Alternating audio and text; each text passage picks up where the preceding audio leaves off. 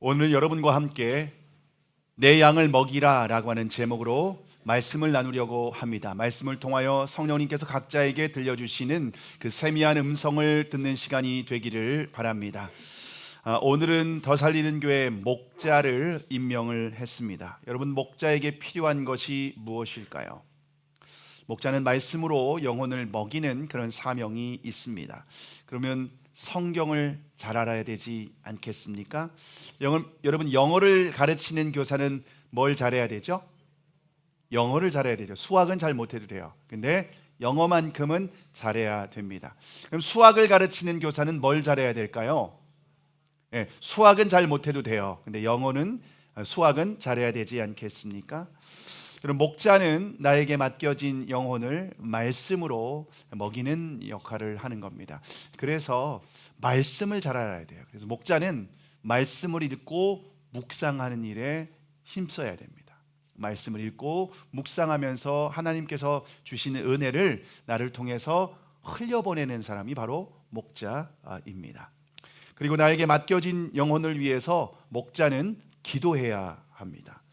여러분, 우리의 목원들을 섬길 수 있는 가장 좋은 방법은 기도입니다. 그들을 위해서 중보하고 그들의 기도 제목을 가지고 함께 하나님 앞에 나아가서 간구하고 또 그들을 축복하는 이 일이 얼마나 중요한 일인지 모릅니다. 그래서 여러분, 목자는요, 시간과 장소를 정해서 기도해야 됩니다. 그래서 여러분이 개인적으로 시간과 장소를 정해서 목원들을 위해서 기도해야 합니다. 그리고 금요일 첫 번째 주와 세 번째 주에 금요일 저녁에 7시에 함께 우리가 목장 식구들에 대해서 또 교회 방향에 대해서 함께 나누고 또 금요일 저녁에 함께 목장 식구들을 위해서 기도하려고 합니다. 그러려면은 목장 식구들의 기도 제목을 알아야 되겠고 그들의 영적인 필요가 무엇인지 알아야만 그들을 위해서 중보 기도를 할 수 있지 않겠습니까? 중보 기도의 사명을 잘 감당해야 됩니다. 목자는 또한 전도자입니다. 전도는 예수님께서 마지막으로 부탁하신 그런 유언이기도 하지요. 그래서 믿지 않는 사람들에게 복음을 전해야 됩니다. 목장 안에는 예수님을 영접한 사람도 있지만 아직 영접하지 않은 사람도 있습니다. 그들에게 복음을 전해서 예수님을 영접하고 예수님을 주님으로 따라갈 수 있도록 하는 일을 목자가 감당해야 합니다. 그러려면 복음을 잘 알아야겠죠. 내가 복음을 알아야 이제 믿지 않는 영혼에게 복음을 전하고 예수님을 영접할 수 있도록 복음에 대해서 잘 알아야만 합니다. 또 목장을 섬기다 보면은 성도들이 목장 식구들이 상처를 받고 지치고 힘들 때가 있습니다. 그럴 때 그들을 품어주고 안아주고 위로해주며 그들을 상담하는 일들도 목자가 잘 감당해야 됩니다. 그럼 목자를 통해서 치유받고 위로받고 회복될 수가 있게 되는 거죠. 그 외에도 목자가 갖추어야 될 자격이 너무나도 많이 있습니다. 자, 이렇게 말씀을 드리면 누가 목자를 할 수 있을까? 목자를 하신 분들도 부담감이 찾아올 수가 있습니다. 솔직히 신학을 전공하고 목회를 하고 있는 사역자들도 이런 것을 다 완벽하게 감당하기에는 참 부족한 부분들이 있을 수밖에 없습니다. 자, 그러면 천하보다 귀한 영혼을 섬기는 목자에게 가장 중요한 것은 무엇일까요? 주님이 기대하시는 것이 있다면 무엇일까요?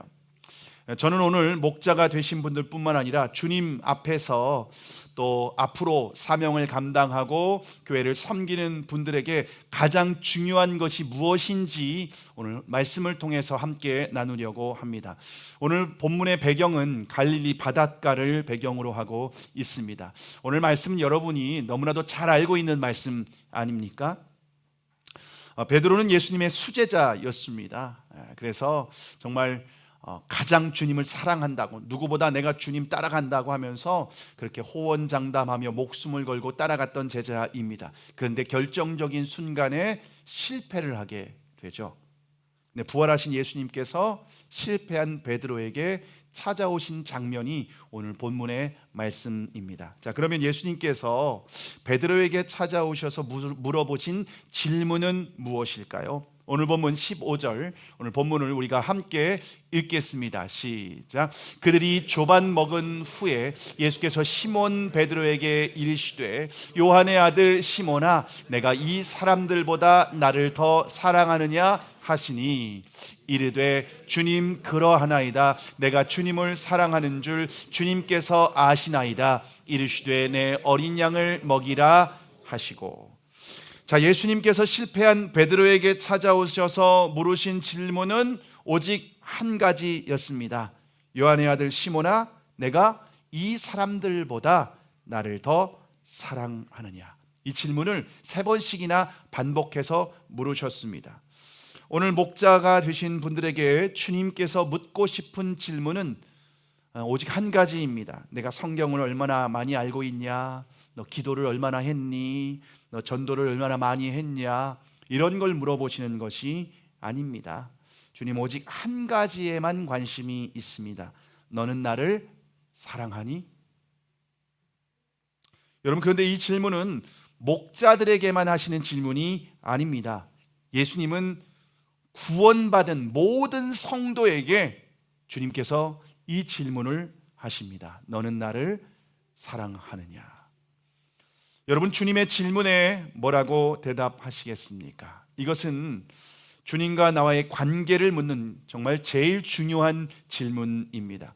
여러분, 신앙의 핵심은 주님과 나와의 관계입니다. 나는 주님을 어떤 분으로 믿고 따르고 있는지, 그리고 정말 주님을 사랑하고 있는지. 그렇기 때문에 여러분이 성경적인 지식이 많고 아무리 새벽 기도를 열심히 하고 많은 사람들에게 복음을 전한다 할지라도, 그리고 심지어 교회에서 헌신하고 봉사한다 할지라도 주님을 사랑하지 않는다면 그것은 종교 생활에 불과합니다. 자기 만족을 위한 신앙이지 주님과는 상관이 없다라고 말할 수가 있습니다. 언젠가 우리가 주님 앞에 서게 될 것입니다. 그럼 주님은 우리에게 이렇게 물어보실 겁니다. 내가 나를 사랑하느냐? 여러분, 우리가 예수님이 주는 그리스도시요 살아계신 하나님의 아들이십니다 라는 것을 고백하는 것은 중요합니다. 더욱 중요한 것이 무엇일까요? 내가 그 주님을 사랑합니다. 내가 주님을 사랑한다라고 대답할 수 없다면 우리의 신앙을 점검하고 회개해야 됩니다. 여러분, 고린도전서 16장 22절에 이런 말씀이 있습니다. 만일 누구든지 주를 사랑하지 아니하면 저주를 받을지어다. 우리 주여 오시옵소서. 사도 바울이 한 말이에요. 주님을 사랑하지 않으면 저주를 받을지어다. 너무 강하지 않습니까? 그럼 만약 주님을 사랑하지 않는 상태로 주님 앞에 서게 될 때에 심판 아래 놓이게 되는 겁니다. 두려운 말씀이죠. 우리의 신앙을 한마디로 하면 하나님을 사랑하는 거예요. 하나님을 사랑한다면 다른 것이 부족해도 괜찮습니다.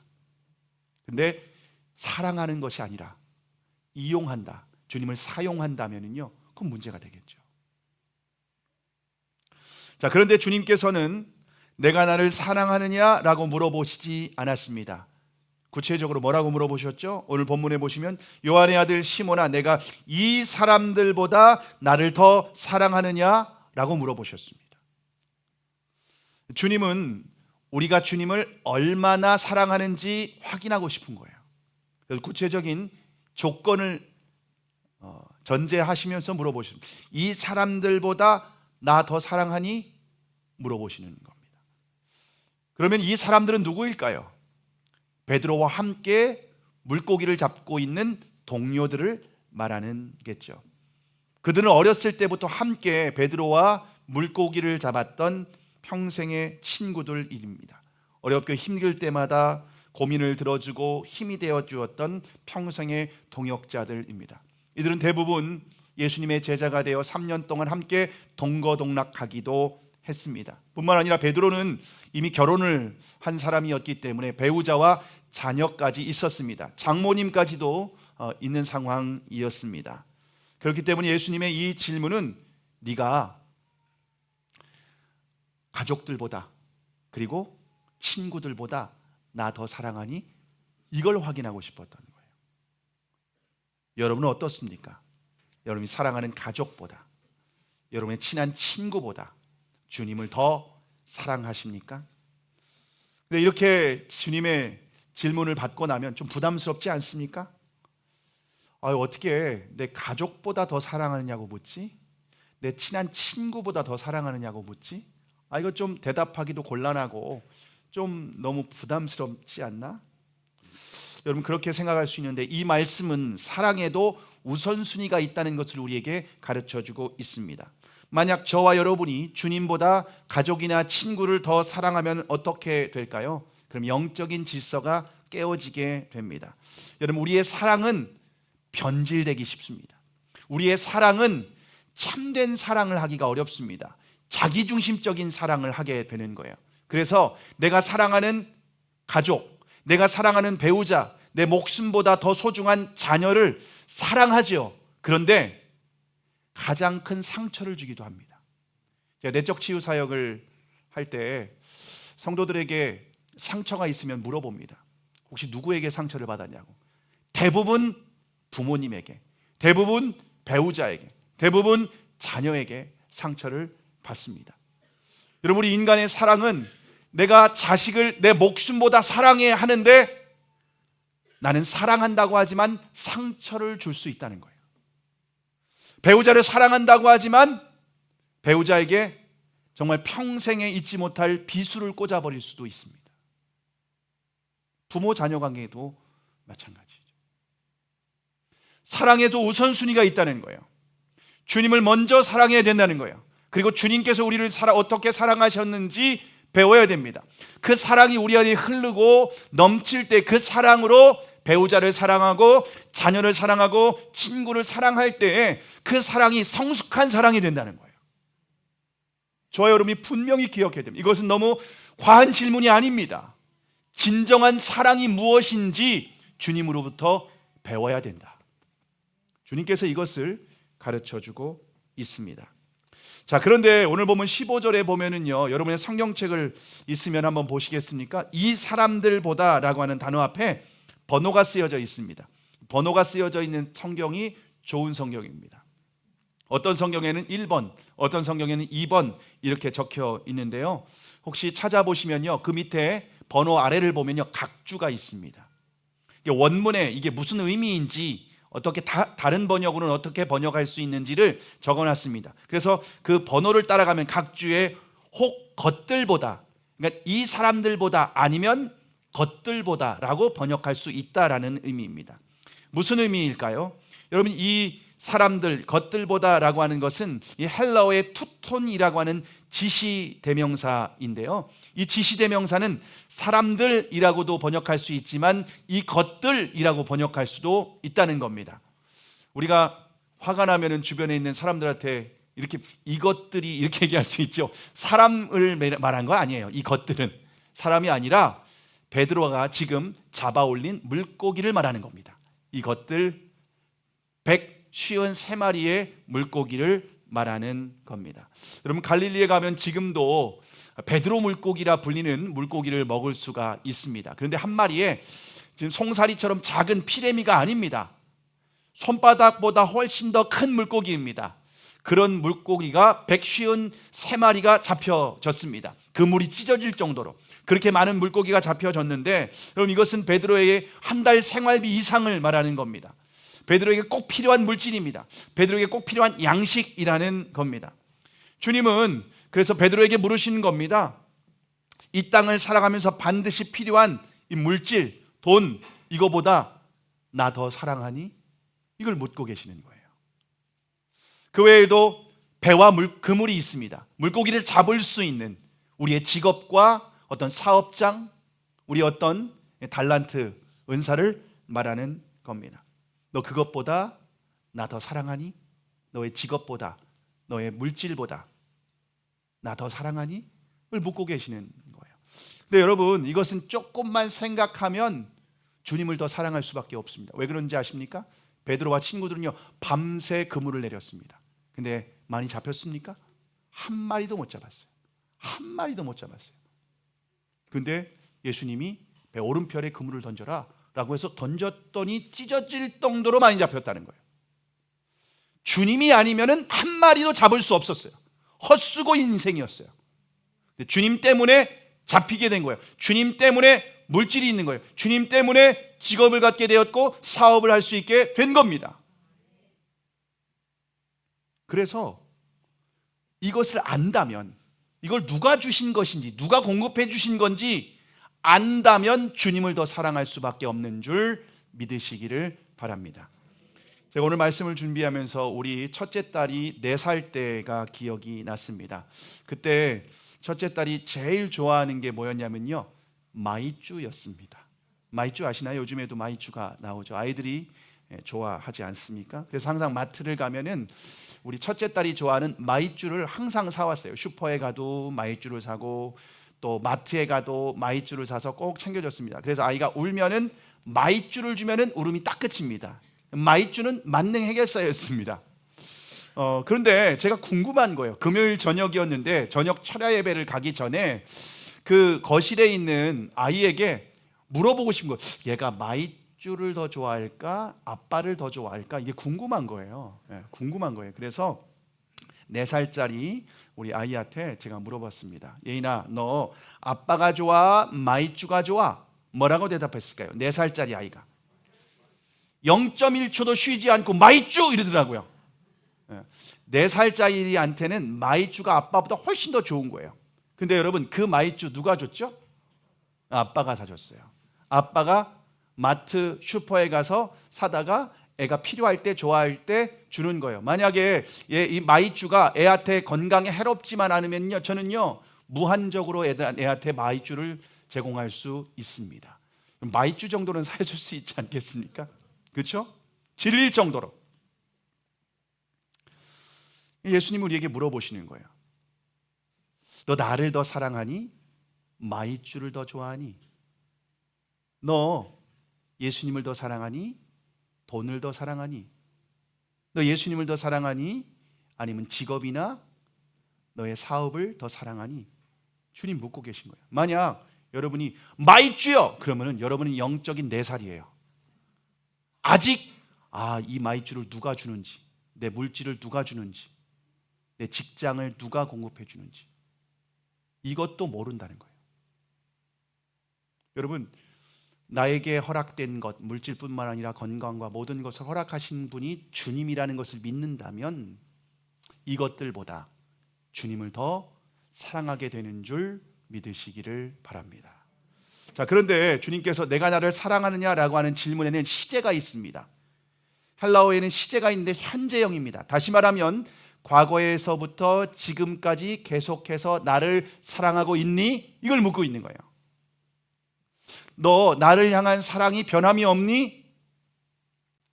주님을 부인한 베드로에게 찾아와서 묻고 싶은 것은 바로 이거예요. 한결같이 나를 사랑하고 있니? 여러분, 우리가 주님을 다 사랑한다고 고백합니다. 주님의 은혜를 받고 구원의 감격이 있습니다. 그때 주님 사랑한다고 찬양하며 고백을 했습니다. 그런데 지금도 변함없이 주님을 사랑하고 계십니까? 아니면 과거의 한 순간의 고백으로 끝나진 않았습니까? 그때는 뜨겁게 주님 사랑했는데 지금은 냉랭하게 주님 사랑하는지도 모르겠고 의무감으로 그냥 예배드리고 의무감으로 그냥 그렇게 주님과 교제하고 있지는 않습니까? 여러분, 그런데 베드로의 마음은 혹 우리의 마음은 변하고 전에는 사랑했지만 지금은 냉랭하게 식었을지는 모르겠지만 주님의 마음은 한 번도 변한 적이 없습니다.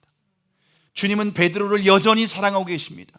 주님은 저와 여러분을 변함없이 한결같은 은혜와 사랑으로 우리를 책임지시고 인도하고 계신 줄 믿으시기를 바랍니다.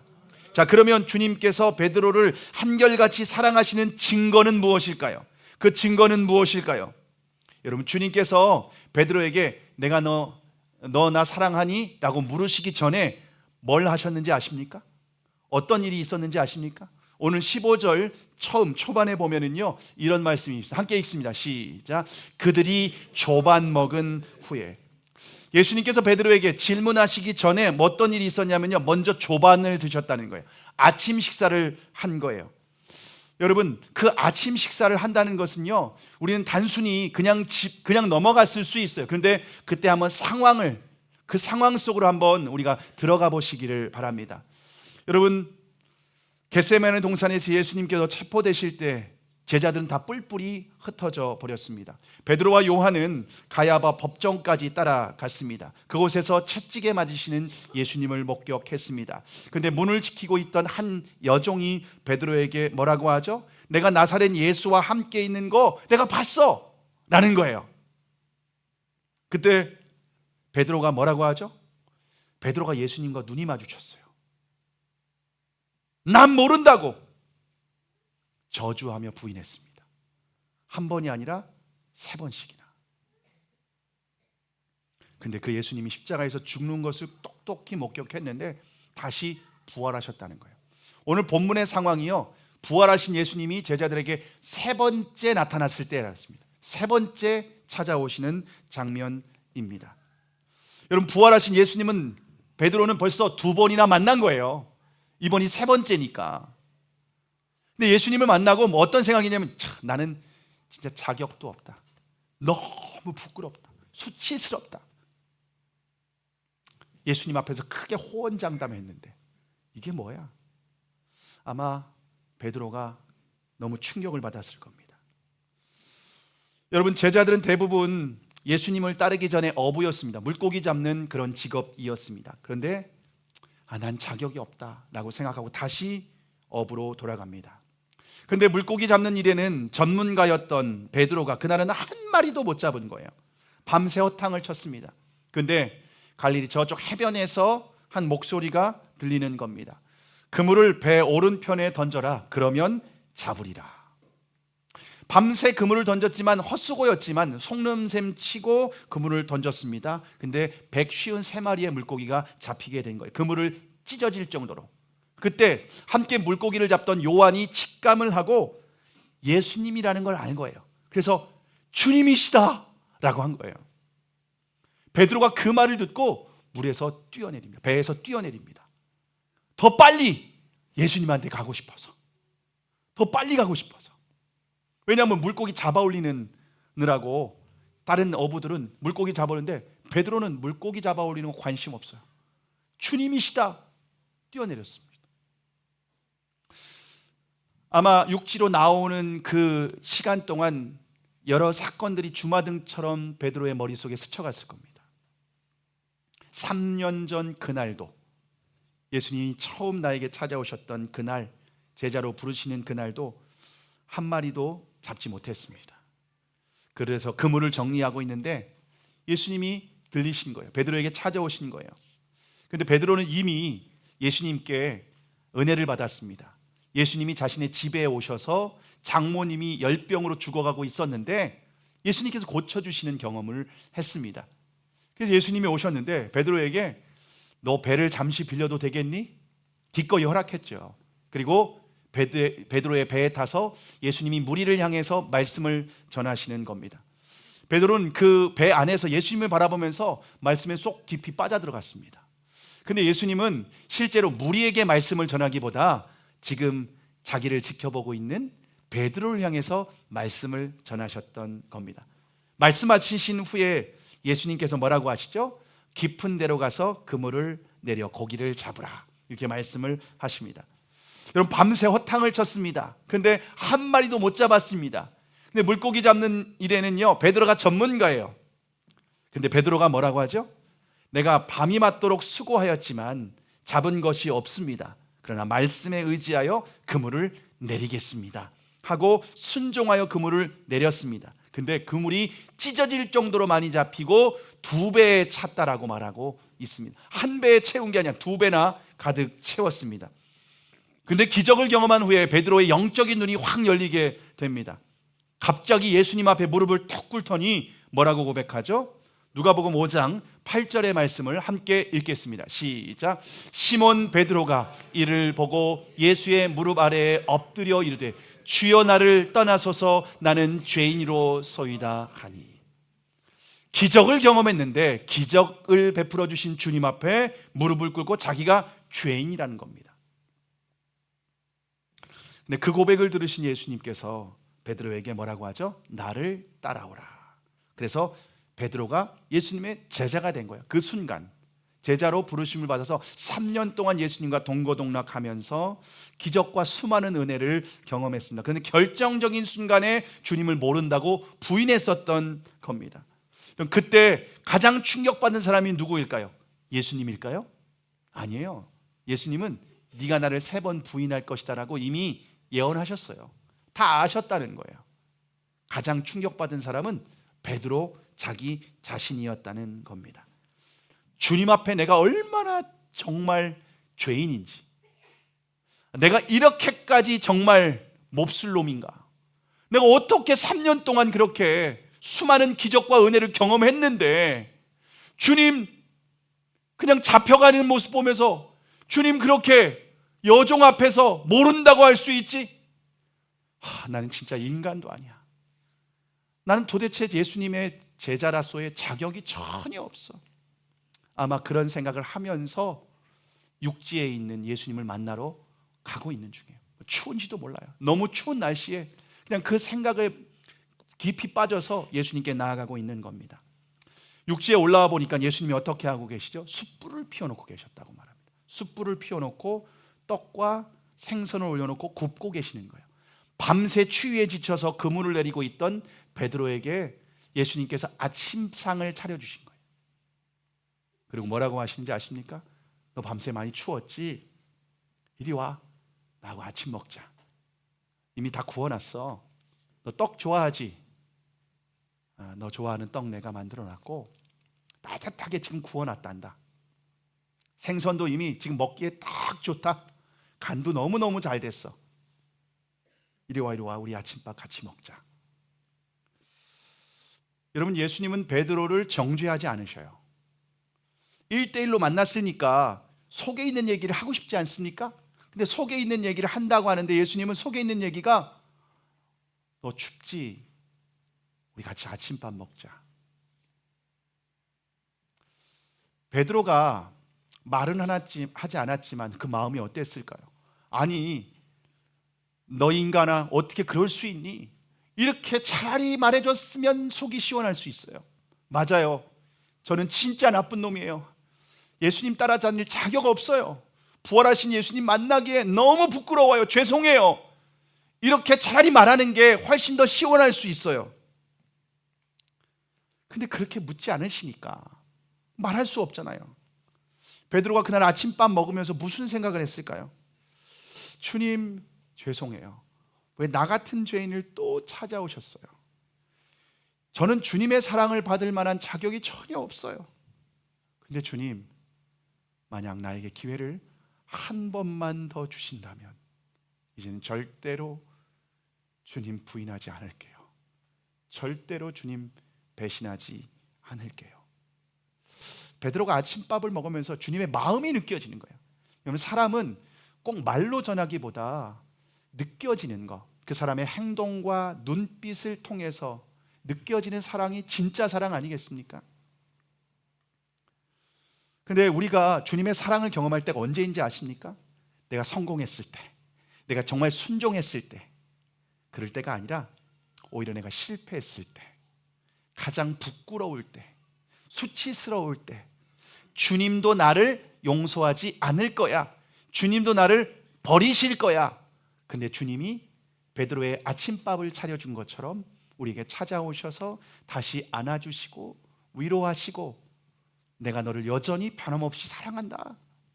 내가 너 때문에 십자가에 달렸어. 너는 내 생명보다 더 소중해. 네가 어떻게 하든지 나는 너를 포기할 수 없어. 여러분, 그때 우리가 주님의 사랑을 깊이 경험하지 않습니까? 지금 베드로도 그런 상황입니다. 실패했어요. 가장 못난 모습 보여줬어요. 자신의 밑바닥을 보여줬어요. 근데 주님은 따뜻하게 아침밥 차려주는 거예요. 그런 주님의 용서와 사랑을 깊이 경험한 거예요. 그리고 나서 물어보신 거예요. 요한의 아들 시몬아, 내가 나 사랑하니? 이 사랑을 경험하고 아침밥을 차려주시고 주님의 따뜻한 눈빛과 주님의 따뜻한 손길과 주님의 따뜻한 은혜를, 용서의 사랑을 경험한 후에 너 나 사랑해? 이렇게 묻고 계시는 거예요. 여러분, 그런 사랑과 은혜를 경험했는데 어떻게 주님 사랑한다고 고백하지 않을 수가 있겠습니까? 베드로는 주님의 사랑과 그 은혜를 이런 나도 받아주신다고? 이런 나도 용서해 주신다고? 그러면 주님, 나도 주님 사랑한다고 고백할 수 있다는 거죠. 그래서 베드로가 주님 그러하나이다, 내가 주님을 사랑하는 줄 주님께서 아십니다. 내가 자신 있게 주님 사랑합니다 라고 말할 수는 없지만 내 마음의 중심의 고백, 내 마음에 지금 벅차오르는 이 마음 주님 아시지 않습니까? 내가 주님 사랑하는 줄 주님이 아십니다. 이 고백을 하는 겁니다. 베드로의 이 사랑 고백은요, 정말 깊은 용서와 사랑을 아주 깊이 경험하고 인생의 밑바닥에 있을 때에 여전히 포기하지 않는 그 사랑을 경험했을 때에 그 속에 영혼 깊은 곳에서 되어지는, 터져나오는 고백인 줄 믿으시기를 바랍니다.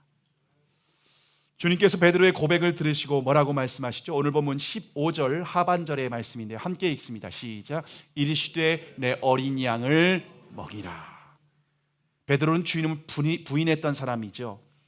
근데 주님을 향한 사랑, 용서와 사랑, 변함없는 사랑, 그 사랑을 확인하고 베드로도 그 사랑을 고백합니다. 그 후에 주님께서 당신의 사랑하는 양을 맡기십니다. 여러분, 그 양은요, 예수님이 목숨을 값을 주고 자신의 목숨을 대신하고 살린 양입니다.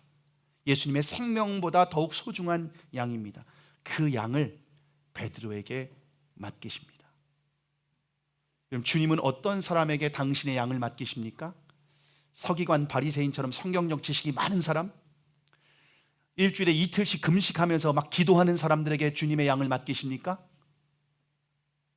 아니요. 내가 주님 사랑합니다. 실수도 있고 부족함도 있고 연약함도 있지만 내가 주님 사랑합니다 라고 하는 베드로에게 양떼를 맡기신 줄 믿으시기를 바랍니다.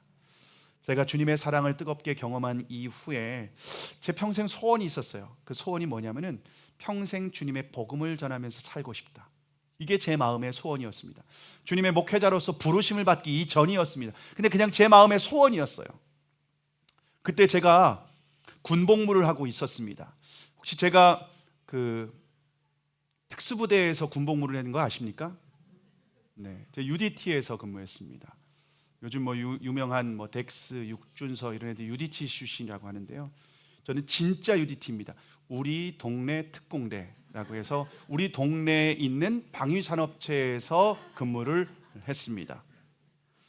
그때 주님을 인격적으로 만난 거예요. 저는 이제 방위산업체에서 병역특례를 받고 있었지만 주님을 만났으니까 시골 교회에서 주님을 섬기게 된 겁니다. 그때 제가 뭐 할 줄 아는 것도 없었는데 제가 열심히 신앙생활을 하니까 목사님이 저에게 주일학교를 맡기시더라고요. 주일학교를 맡기셨는데 뭐 주일학교 설교할 자료를 맡기시거나 어떻게 사역해야 되는 거 맡기신 것도 없고 교사도 없고 아무것도 없어요. 그냥 주일학교 부장해. 근데 부장이 차량 운행도 해야 되고 부장이 찬양 인도도 해야 되고 설교도 해야 되고 뭐 교사도 해야 되고 뭐 제가 다 하는 거예요. 혼자 다. 애들만 있어요. 그냥 제가 있는 거예요. 아무것도 모르니까 그냥 성경을 한 주 동안 열심히 읽고 기도하고 제가 원고를 알 것도 없어요. 그냥 종이에다가 몇 글자 적고 설교하는 거예요. 근데 그렇게 40분씩 주일학교 애들한테 설교를 한 거예요. 뭐 애들이 뭐 들었겠습니까? 계속 딴짓하고 뭐 이렇게 했겠죠. 여름 성경학교도 처음부터 끝까지 제가 다 준비하고 저 혼자 하는 거예요, 다. 뭐 제가 여름 성경학교를 어떻게 해야 될지 잘 모르겠는데 제가 어렸을 때 참여는 했지만 제가 막상 하려고 했는데 어떻게 해야 될지 모르는 거예요. 그래서 서점에서 책을 사서 뭐 여름 성경학교 하려면 뭐 레크레이션 이렇게 해라 해서 프로그램도 준비하고 뭐 이렇게 물놀이도 준비하고 저녁 집회도 준비하는데 외부 강사가 오거나 담임 목사님이 하는 게 아니라 제가 저녁 집회 강사입니다. 제가 다 북치고 장구치고 다 하는 거예요. 근데 제가 그때 여름 성경학교 준비에 제가 할 수 있는 게 아무것도 없으니까 3일간 금식하면서 여름 성경학교를 준비했습니다. 그때 저는 백수가 아니었습니다. 우리 동네 특공대에서 매일 삼천리 자전거라고 하는 곳에서 매일 자전거 페달을 1,500개씩 깎아야만 했습니다. 얼마나 바쁜지 모릅니다. 회사 다니면서 3일 금식을 하는 거예요. 그리고 휴가를 내고 저녁 집회를 제가 이제 인도하는 겁니다. 뭐 신학을 공부한 것도 아니고 제가 어떤 능력이 있거나 어떤 뭐 설교를 할 수 있는 것도 아무것도 아닌데요. 그냥 제가 은혜 받은 말씀을 아이들에게 저녁 집회 때 얘기하는 거예요. 좀 은혜 받게 하려고 이렇게 불 꺼놓고 막 촛불 켜놓고 막 하고 그랬습니다. 근데 제가 설교하는데 애들이 막 우는 거예요. 주일학교 애들이. 너 왜 우냐? 물어봤는데 모르겠대요. 그냥 계속 눈물이 난다는 거예요. 여러분, 저는 신학을 공부한 것도 아니고 그 전에는 세상에 아주 깊이 빠져서 술과 담배를 하면서 아주 세상에 빠져있던 탕자와 같았습니다. 근데 주님의 은혜를 받고 주님께서 주님의 은혜를 함께 나눴는데 애들이 막 우는 거예요. 제가 할 줄 아는 것은 주님 사랑하는 것밖에 없는 거예요. 근데 애들이 은혜를 받더라고요. 그 학생 중에 한 명이 누가 있냐면요, 흑백요리사 시즌 1에서 15명까지 올라갔었던 반찬 셰프라고 하는, 유튜브 찾아보면 나와요. 그 중에 한 명이었습니다. 지금도 신앙생활 열심히 하고 있어요. 제가 만났는데 사역자도 없고 그냥 저 혼자밖에 없는데 애들 주님 사랑하는 마음으로 가르쳤는데 애들이 은혜를 받는 거예요.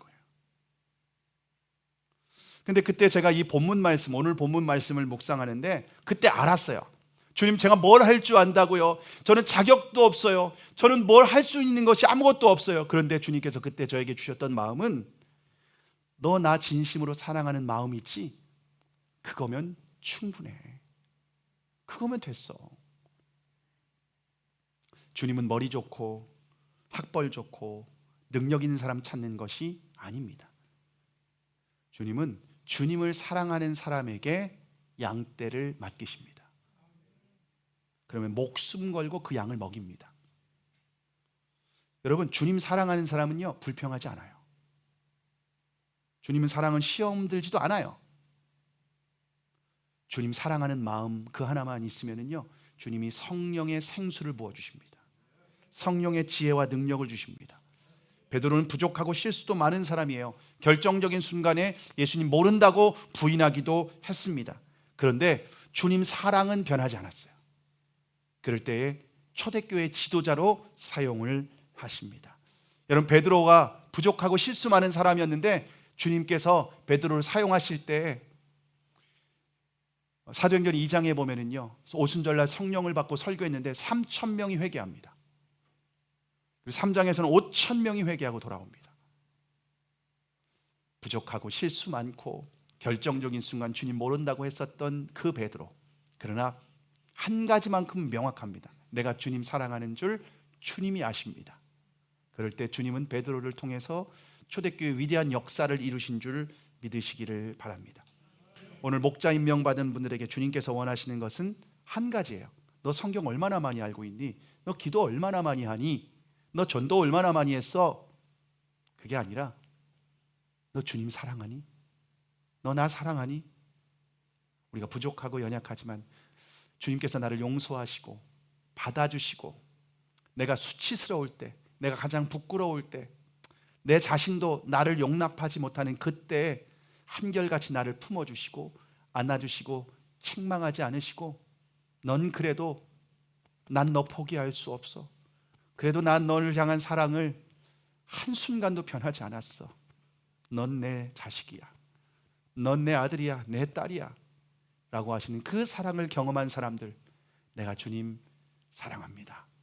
그 고백한 사람들에게 주님께서는 양을 맡기실 뿐만 아니라 주님 사랑한다 라고 하는 이 고백 하나 들으시고 그들을 끝까지 책임지시고 인도해 주시는 줄 믿으시기를 바랍니다. 저와 여러분이 다른 건 몰라도 우리 교회, 더 살리는 교회가 참 부족하지만 오직 한 가지, 주님을 정말 사랑하는 교회, 주님을 정말 사랑하는 성도들이 되기를 주님의 이름으로 축복합니다.